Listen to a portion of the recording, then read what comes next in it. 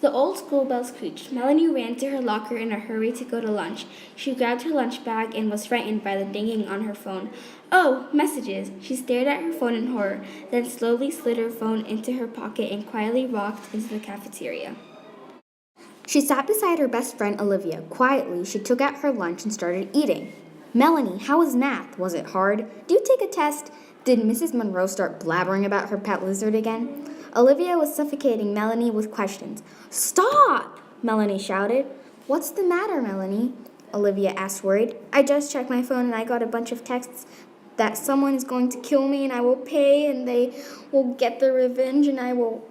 Olivia stopped Melanie and signaled her to take a deep breath. There is nothing to worry about. It's probably just someone trying to prank you. Don't worry, you'll be all right, Olivia explained fondly. Melanie felt relief come upon her. Both the girls walked back to class, chatting. I need to go take a video for my vlog quickly in the bathroom. I'll be back, Melanie said excitedly.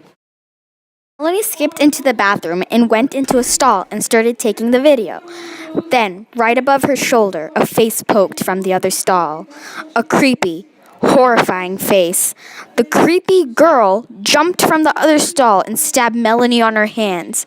The phone laid on the ground, still recording. The creepy girl took the phone and put it in Melanie's pocket. She dragged unconscious Melanie, smiling. Melanie, where are you? I told the teacher you went to the bathroom. She said you've been gone too long and I came to get you. Olivia then screamed to see blood splattered all over the ground. Slowly, she tiptoed into the stall, but still, there was no sign of Melanie. As Olivia proceeded out of the stall, she found a note on the floor saying, You're next. Melanie took this as a clue that would lead her to her best friend. On her way out of the bathroom, she saw blood draggings and walls painted with bloody handprints leading into an empty room. Once Olivia got to the door, she was confident that behind those doors lay the cold, dead body of her best friend. Olivia touched the doorknob, smothered in blood, and twisted it slowly, so slowly, scared to see what's behind the door. The door screeched. Olivia took a slow step into the room, and her face became pale. Taylor stood there and started to mutter, and finally said, I found this body here. Oh my gosh, Melanie! Olivia sobbed and looked at Taylor and asked what she was doing here. I was, looking for my flute. I left it in here after band rehearsal, Taylor replied hesitantly as Olivia talked to Taylor. She noticed that Taylor was holding something behind her back, something sharp, something red. Olivia finds Melanie's phone in her pocket and scrolls through her pictures and videos. She approached the vlog that she was making in the bathroom. She muted the phone and watched the video, and stayed in horror when she saw Taylor stabbing her best friend. Olivia was in the same room as a criminal. Olivia excused herself to go get a teacher. She entered the class with tearful eyes and showed the teacher the video. Mrs. Monroe, call the police. Mrs. Monroe sprinted to the telephone and called the police.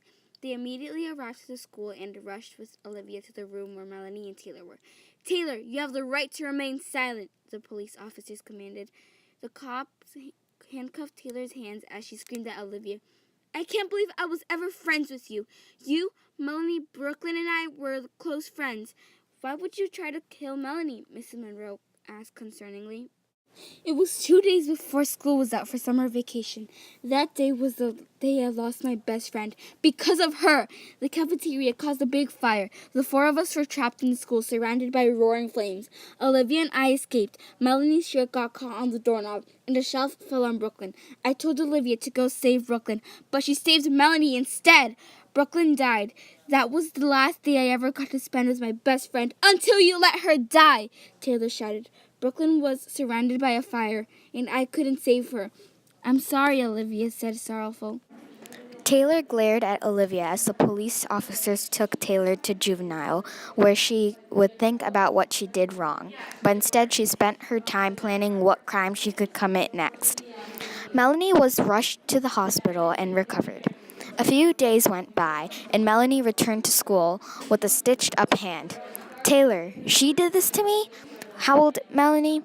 Yeah, Olivia replied. I wonder what she's doing right now, said Melanie. Taylor, alone in the dark, gloomy cell, muttered and let out a scream, and then whispered, I will avenge you, Brooklyn.